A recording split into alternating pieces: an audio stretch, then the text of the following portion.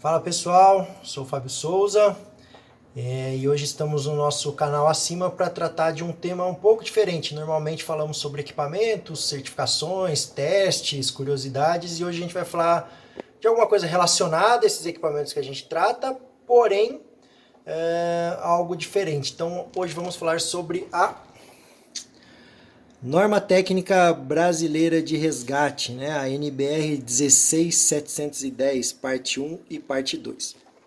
Bom, como nem todo mundo ainda teve acesso a essa norma, muitas dúvidas ainda acontecem, nem todo mundo ainda leu essa norma por completo, ou tirou algumas dúvidas que podem surgir, então o intuito desse vídeo é justamente falar sobre isso, trazer alguns detalhes, trazer algumas informações, algumas curiosidades e tentar tirar umas dúvidas ainda sobre a aplicação dessa norma que podem estar acontecendo aí entre profissionais de segurança do trabalho, entre profissionais de acesso por corda, profissionais de resgate, os bombeiros, enfim. Vamos lá e vamos trazer um pouco mais de informação sobre essa norma. Vamos lá.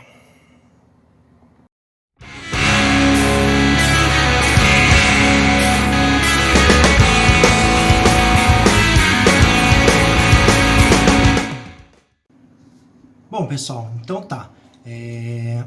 Eu até fiz várias anotações aqui, né? Eu acho que para perceber na primeira imagem que eu coloquei, até justamente que é a forma que eu estudo norma. Primeiro eu a leio toda, depois eu vou fazendo anotações, depois eu leio as minhas anotações, vejo se bate com as referências que está na norma, e eu acho que dessa forma a gente vai entendendo um pouco mais sobre o que realmente trata o documento, até porque é um documento que nós vamos acabar aplicando no nosso dia a dia de trabalho, seja dando treinamento ou sendo operando em atividades de resgate industrial, né? Então eu fiz até algumas anotações aqui, algumas colinhas para não esquecer, para não deixar passar batido, até porque é um assunto um pouco extenso, complexo, não dá para trazer isso só em um vídeo, mas enfim.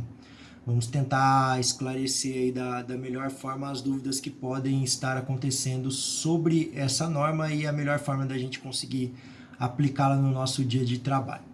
Então é a primeira coisa, né? Uma norma dividida em dois capítulos, em duas partes, melhor dizendo. A NBR 16710, a parte 1 fala sobre os requisitos para a qualificação do profissional. Então é uma norma de qualificação profissional em resgate técnico industrial, não é uma norma de certificação. Essa é a parte 1. E a parte 2 fala dos requisitos para provedores de treinamento e instrutores para a qualificação desse profissional de resgate industrial. Então, assim, a primeira coisa que nós precisamos diferenciar, né? Muitas pessoas estão fazendo confusão achando que essa norma ela é aplicável da mesma forma que a norma de acesso por corda, as duas normas de acesso por corda. E não é, tá? Essa não é uma norma de certificação, não existe um processo de certificação, não existe uma associação certificadora em resgate, nada disso está previsto nas duas normas técnicas, tá? É muito diferente da parte do processo de acesso por corda.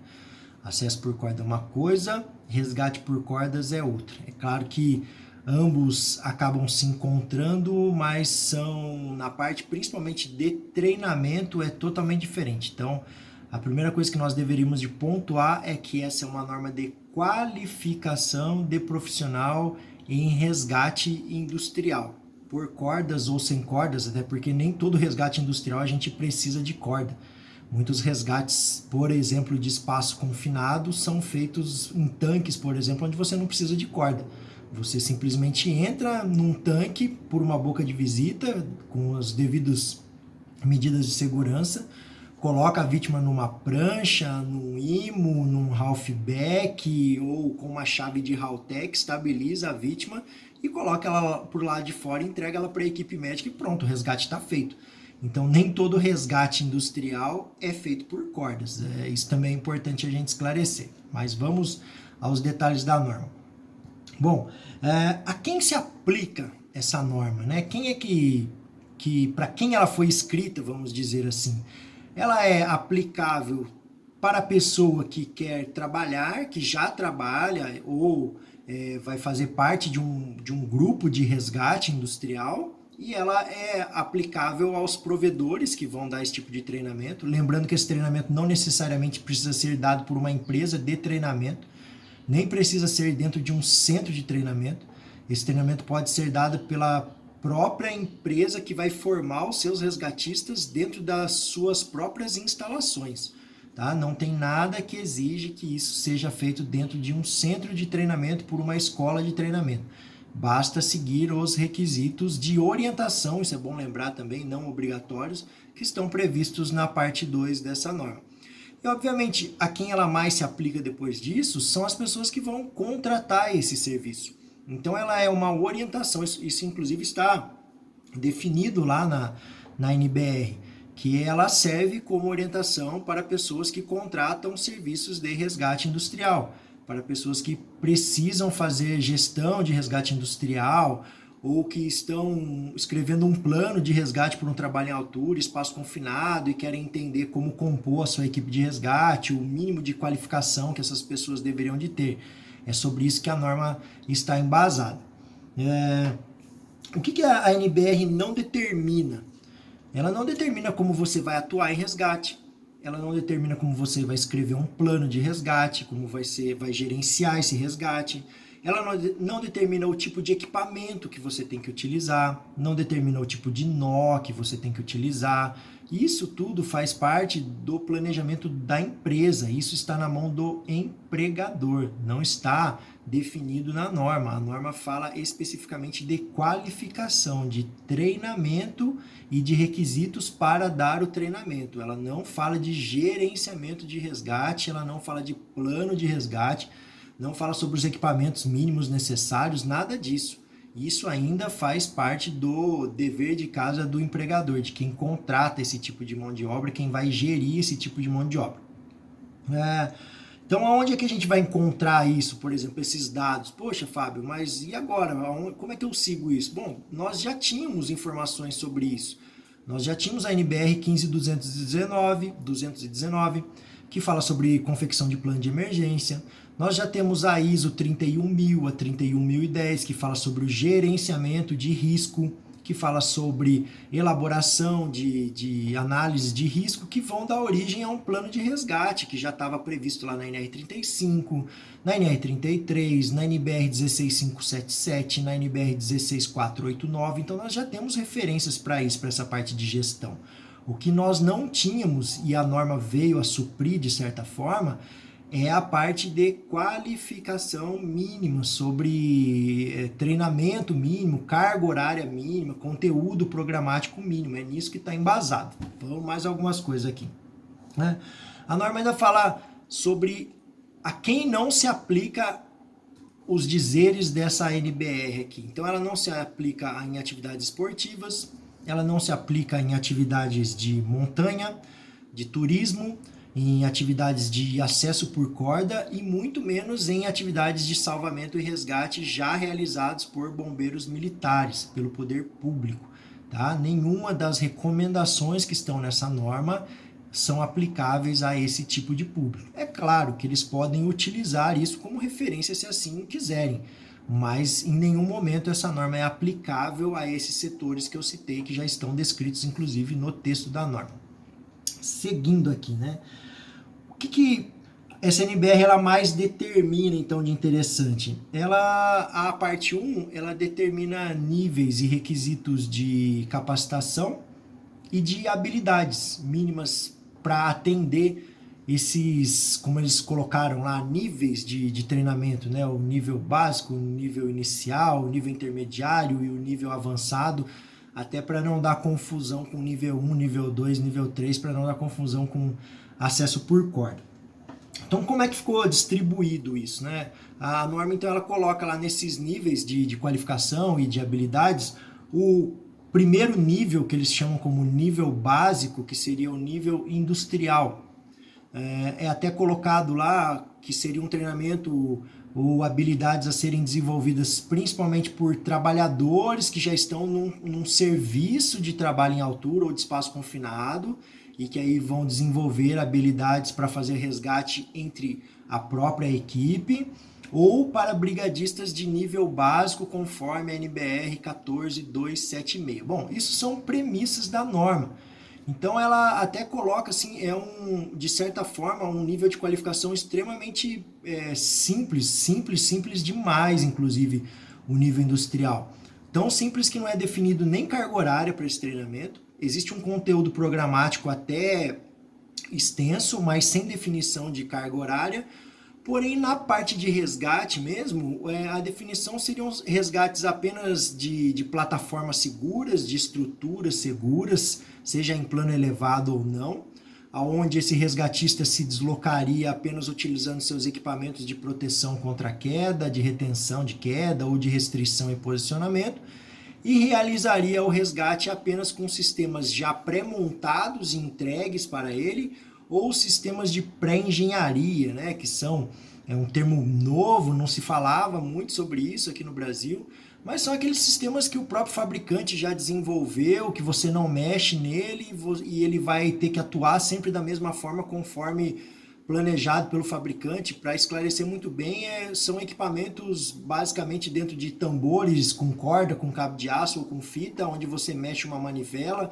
Dentro dele já tem um sistema de vantagem mecânica, onde você pode içar ou descer a vítima, aí depende o tipo de equipamento. Alguns, inclusive, como no setor eólico, já são preparados até para fazer escape, onde ele tem um controle de velocidade, enfim. Isso é mais ou menos o que é a tal da pré-engenharia que está definida nessa norma. Então, o treinamento chamado aqui, inclusive na norma como básico, ele é básico mesmo. O resgatista ele desenvolve pouquíssimas habilidades e deveria apenas de fazer resgates de situações onde ele não se coloca em risco, por exemplo, de ficar pendurado em corda, em acender por corda e coisas do tipo. O próximo nível é o operacional.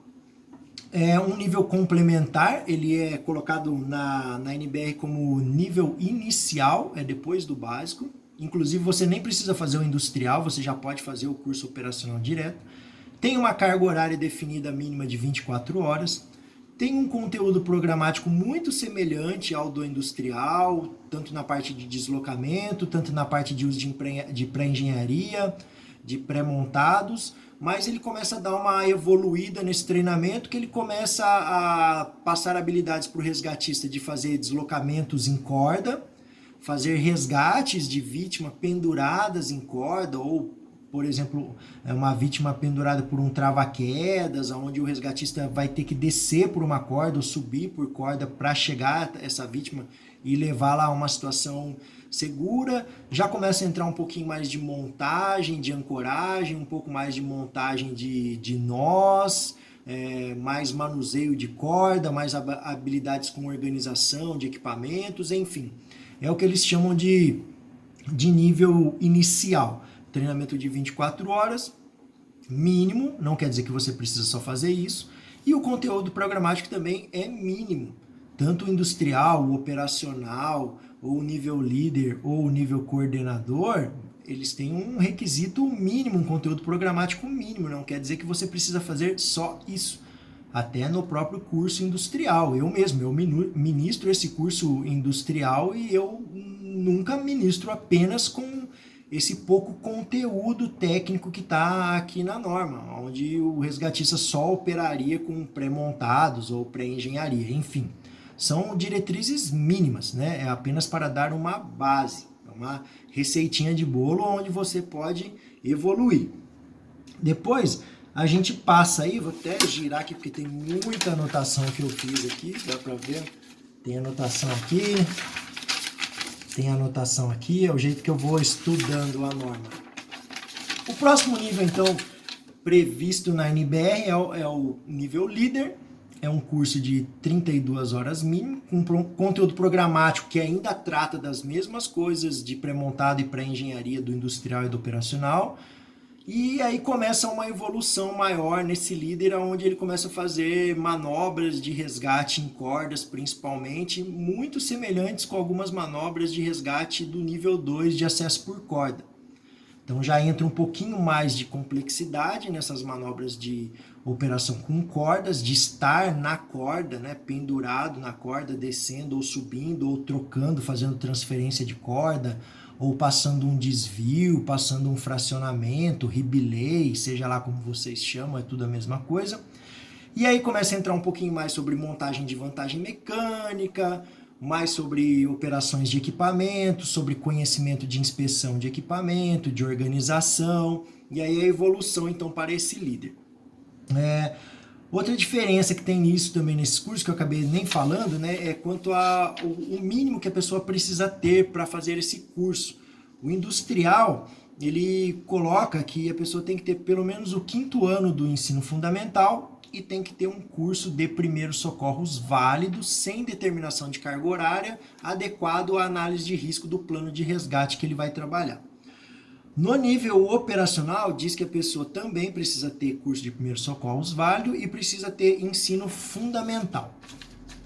O nível líder, ele já fala como requisito mínimo que a pessoa também tenha o curso de primeiros socorros e tenha o ensino médio completo, assim como o nível coordenador. Então tem esses pré-requisitos. Além disso, depois nós vamos passar então para o que eles chamam de nível avançado, que seria a relação para o 4º nível descrito nessa norma, que é o nível coordenador. Aí entra a parte de gestão, entra a parte de gerenciamento, de escrever um plano de resgate, de conseguir fazer a determinação de equipamentos necessários para montar um sistema, para determinar o número de equipamentos para poder fazer um resgate de uma vítima em altura, em espaço confinado. Já vão entrar algumas manobras mais avançadas, algumas inclusive previstas para o nível 3 de acesso por corda, fazer resgate passando nó, por exemplo, entrar em corda tensionada. Bom, isso está lá no conteúdo programático da norma. Se eu fosse falar só sobre o conteúdo da programático inteiro de cada nível, já daria para gravar um vídeo aí de umas 2 horas tentando esclarecer tudo, mas não é esse o intuito. E aí entra como pré-requisito, né, que eu também não falei, para o líder, o pré-requisito é você ter pelo menos o curso operacional. Para o coordenador é você ter o curso líder. Mas vejam, isso são recomendações, porque até no próprio texto da norma, ela coloca uma situação que ela até se contradiz com isso, de você ter que ter um pré-requisito de um curso e de outro para fazer outro. A norma fala sobre... até marquei aqui, ó. Não cabe ao provedor de treinamento indicar o nível de qualificação. O candidato pode se inscrever no curso que ele quiser. O que pode acontecer? Cada centro de treinamento, obviamente, vai acabar escrevendo o seu protocolo, seguindo isso como base. As empresas que vão fazer seus treinamentos internos também vão escrever isso nos seus protocolos, seguindo isso como requisito mínimo básico. E pode ser, por exemplo, num centro de treinamento que esteja determinado lá. Não, olha, aqui no meu centro de treinamento você tem que fazer primeiro o industrial, depois você tem que fazer o operacional, depois o líder, depois o coordenador. É até uma lógica, uma sequência da evolução da pessoa. Muitas pessoas que vêm procurar esse tipo de curso já têm muitas habilidades em corda, já têm conhecimento, já fizeram diversos outros cursos no passado. Então, certamente, elas conseguiriam fazer um curso num nível mais avançado do que o primeiro. Isso pode acontecer? Pode, tá? Isso está, inclusive, definido na norma. Mas aí cabe também da negociação com o centro de treinamento, da forma que ele pensou isso, da forma que ele estruturou isso. Tá? Então, tem na norma isso falando de pré-requisito do líder ter o curso operacional e do coordenador ter o curso líder. Porém, depois tem um texto na norma falando que não cabe ao provedor de treinamento determinar qual é o nível de qualificação que a pessoa deve fazer. Então, acho que uma das formas, por exemplo, de você entrar em níveis mais avançados é comprovar através de documentação, de experiência, ou de outros treinamentos que você fez e a negociação com o centro de treinamento, com o provedor de treinamento, ou até mesmo dentro do próprio protocolo da empresa que vai fazer os seus próprios treinamentos nas suas instalações com os seus próprios profissionais. Nada impede que isso aconteça. Bom, seguindo aqui, né, tem umas informações interessantes, até anotei em vermelho aqui, né? A NBR 16710, ela fala o seguinte: a qualificação em resgate industrial, seguindo essa norma, ela não concede a nenhum resgatista a autorização para fazer resgate. Isso é muito importante. Quem dá a autorização para fazer resgate é o empregador, é a instituição para a qual você vai trabalhar. Por exemplo, eu não posso fazer um treinamento desse, encher minha mochila de equipamento, ir para o meio da rua e sair salvando as pessoas penduradas num balancinho, numa cadeirinha suspensa num prédio, né? Não cabe a mim isso. Isso cabe ao poder público, a quem foi delegado, tá? Então, assim, quem dá autorização para fazer resgate é o empregador. O treinamento de qualificação, ele te dá um certificado de competência em resgate dentro do nível que você fez. Ponto. Se você vai operar resgate ou não, aí depende da empresa que vai te contratar. É ela que vai definir isso. Uma coisa muito interessante que eu acho que faltou nessa norma e deveria de estar determinado, mas já está na entrelinhas, é que todos os níveis, já que a gente está falando de uma norma de resgate em altura e ou espaço confinado, todos os níveis deveria de ser obrigatório que a pessoa tenha curso de NR33 e também curso de NR35. É claro que dentro de uma empresa isso já vai ser cobrado de qualquer forma, então aí fica aquela dúvida, poxa, eu centro de treinamento, eu tenho que exigir que essa pessoa já tenha esse treinamento prévio ou não, eu posso dar o treinamento para ela e depois se ela for atuar em resgate ela vai ter que ter esse tipo de treinamento. Fica até esquisito, né? Porque você vai dar um treinamento de resgate em altura e ou espaço confinado e você vai expor a pessoa em altura e ou espaço confinado no centro de treinamento ou na empresa, se assim for o curso. E se essa pessoa não tem treinamento prévio em altura e espaço confinado, provavelmente ela não vai saber nem usar os equipamentos básicos. Então eu acho que é um item que cabe aí, quando tiver revisão, ser colocado nessa norma. Como não está na norma, eu acho que cabe a quem contrata esse tipo de serviço já colocar essa exigência mínima, que é muito importante. E eu acho que o centro de treinamento também deveria de cobrar isso. Aí vem aqui, né? Depois tem as partes do anexo da norma, que são recomendações para as empresas que operam com equipe de resgate. Tem umas coisas bem interessantes, né? Elas falam o seguinte, né? O nível de qualificação e 6 meses de experiência na função com validação de um profissional de saúde e segurança do trabalho. Isso para os profissionais de qualificação nível líder e coordenador. Então, deveria de ter essas pessoas líder ou coordenador dentro de uma empresa que já opera resgate.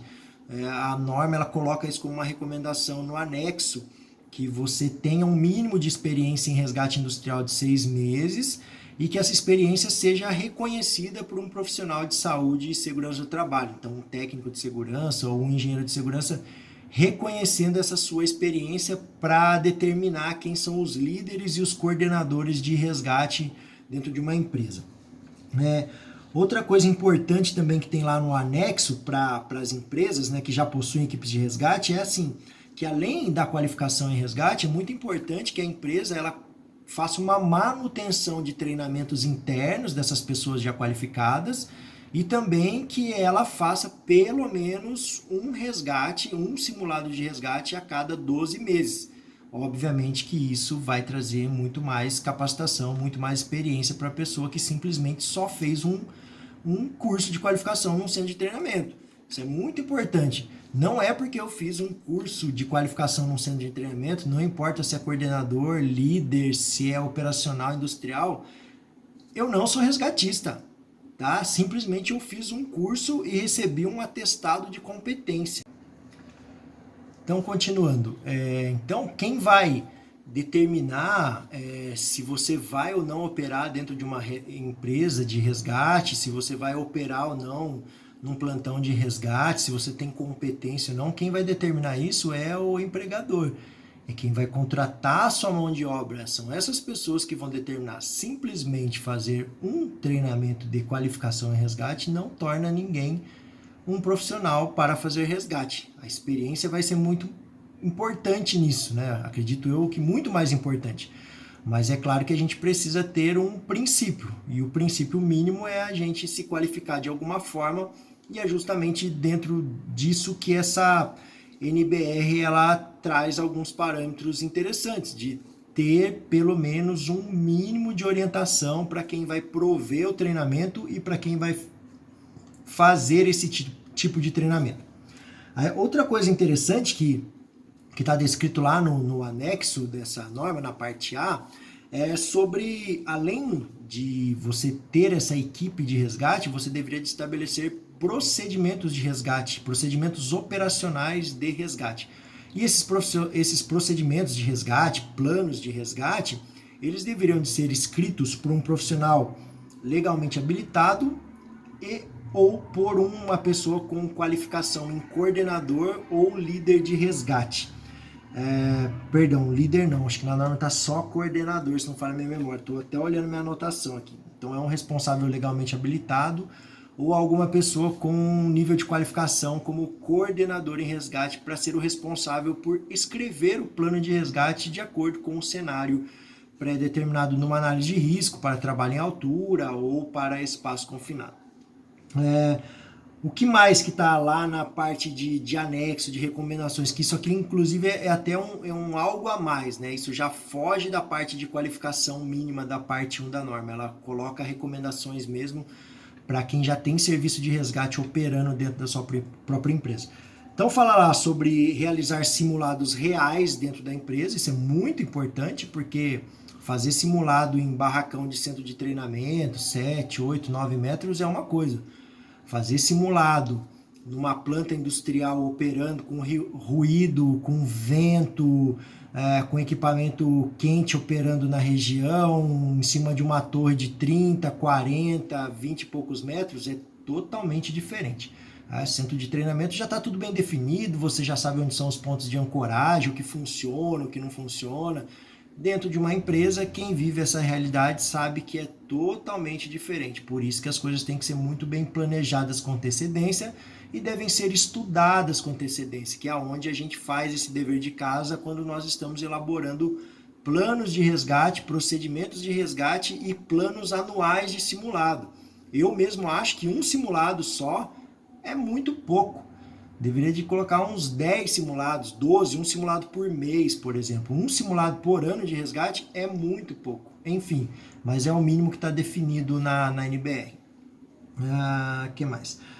Diz lá nas orientações que a equipe deve possuir um coordenador para gerenciar esses procedimentos, mas assim, é muito importante colocar que quem define, isso está inclusive previsto na NBR, quem define se a empresa precisa ter só apenas pessoas operacionais, só apenas líderes, só coordenadores ou só industriais, um ou 10 industriais e um coordenador, 3 operacionais e um líder. Quem vai definir isso é a empresa, tá? Não existe obrigatoriedade de dentro da empresa haver alguma pessoa com nível de coordenador ou com nível de líder. Você pode resolver resgates extremamente simples, por exemplo, apenas com pessoas de nível industrial. É claro que resgates apenas simples, muito simples, pelo nível até de qualificação que está aqui para o industrial. Tá? Mas isso também está previsto na norma. Não existe nenhum tipo de obrigatoriedade de compor uma equipe que tenha um industrial, um operacional, um líder e um coordenador.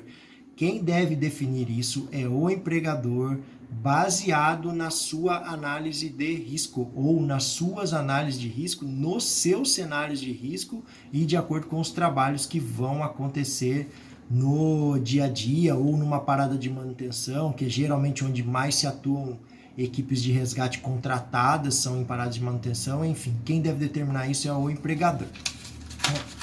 Seguindo aqui nas minhas anotações, deixa eu ver, tem mais algumas coisinhas aqui da parte 1.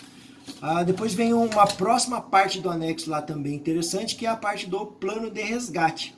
Então diz lá, né, que um plano de resgate deveria de estabelecer os cenários de risco da empresa e as medidas que devem ser tomadas para atuação nesses cenários.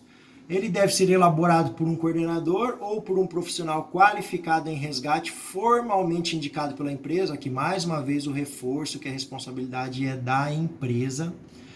E que deve haver uma revisão periódica a cada 2 anos desse plano de resgate, ou se houver alguma alteração no processo, se houver alguma alteração na análise de risco que deu origem a esse plano de resgate, você deve revisar seus procedimentos. Claro, né, procedimento não é eterno, você escreve e ao longo do ano você vai testando para ver se realmente ele funciona. Então, é claro, precisa de revisão. Depois nós temos o anexo B da norma, que ele faz orientações para a organização de uma equipe de resgate. E aí ele fala, inclusive, até com um pouco mais de detalhamento, puxando para o lado de espaço confinado, né? Porque é uma outra dúvida que existe. A equipe de resgate ela tem que estar lá do lado acompanhando o trabalho, ou essa equipe de resgate ela pode estar lá num container, numa parada de manutenção, ou se for uma equipe própria, onde a gente tem a nossa própria sala, onde nós ficamos quando não tem nenhum tipo de atuação. Essa pessoa pode ficar lá apenas esperando, aguardando ser chamada no rádio, enfim. Aonde que isso tem que estar determinado? No plano de emergência, no plano de resgate. Aí, falando em espaço confinado, né, existem essas orientações, é bom pontuar que são orientações, que é o anexo B da 16710, parte 1. Se nós estivermos falando de um espaço confinado IPVS, tem uma orientação lá, que é o imediatamente perigoso à vida e à saúde, tem uma orientação que a equipe deve ser presencial, ela deve estar lá acompanhando o trabalho o tempo todo, já com os equipamentos próprios. Falando em PVS, obviamente a gente vai estar falando inclusive de sistema respiratório autônomo ou por sistema de ar mandado, né? Depois fala lá do espaço confinado classe 2 ou tipo 2, isso aqui inclusive é uma qualificação de espaço confinado que não é existente na NR33, é existente em procedimento americano, por exemplo na NIOSH. Algumas empresas brasileiras até adotam isso, espaço confinado nível 1, nível 2, nível 3, e isso apareceu nessa norma de resgate. Às vezes pode até dar confusão para quem, por exemplo, não conhece o procedimento da NIOSH. Então, o espaço confinado nível 2, ele diz o seguinte, que como não é IPVS, mas pode desenvolver uma atmosfera perigosa, os equipamentos já devem estar todos lá prontos no local, mas a equipe de resgate não precisa estar necessariamente ali o tempo todo acompanhando o serviço. Ela pode estar ali de prontidão, nas proximidades, fazendo alguma rotina, mas os equipamentos já deveriam estar ali no próprio local onde o serviço está sendo realizado. E aí no espaço confinado nível 3, que é o espaço confinado entre aspas, assim, menos perigoso, diz que a equipe deve ser avisada que o serviço começou. Então, necessariamente, ela não precisa estar lá, nem os equipamentos precisam estar lá. O que eu não acho muito interessante, eu acho muito interessante que pelo menos os equipamentos já estejam pré-montados, que as ancoragens já estejam definidas, de preferência se conseguir trabalhar com sistemas debreáveis ou sistemas de içamento já prontos, conectados na vítima, enfim, a gente sabe que não dá para fazer isso em todos os trabalhos. A gente sabe que espaço confinado às vezes entra 1, 2, 3, 4, 5 ou mais pessoas, de acordo com o tipo de tarefa e de acordo com as dimensões do espaço confinado. Mas são algumas orientações que estão lá nessa norma na NBR 16710.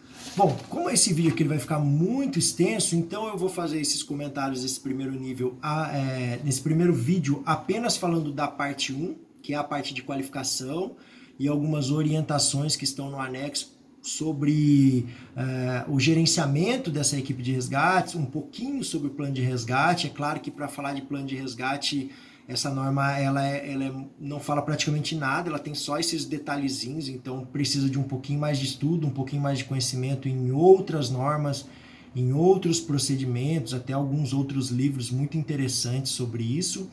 Mas então nesse vídeo eu vou falar apenas da parte 1, que é basicamente sobre qualificações mínimas para profissionais que vão compor equipes de resgate.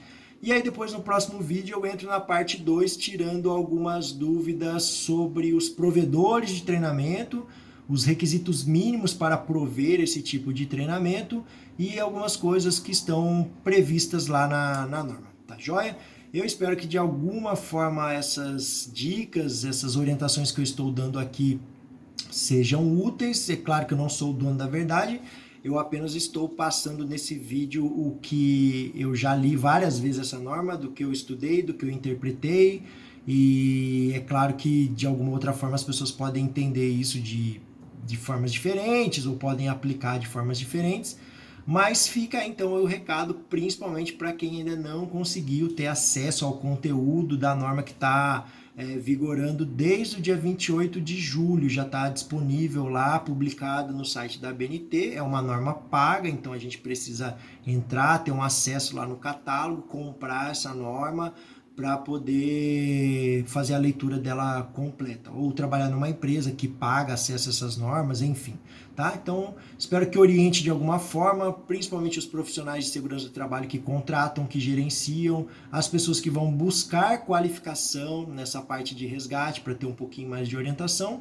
E qualquer dúvida, entre em contato com a gente, tá bom? Valeu, pessoal, um abraço!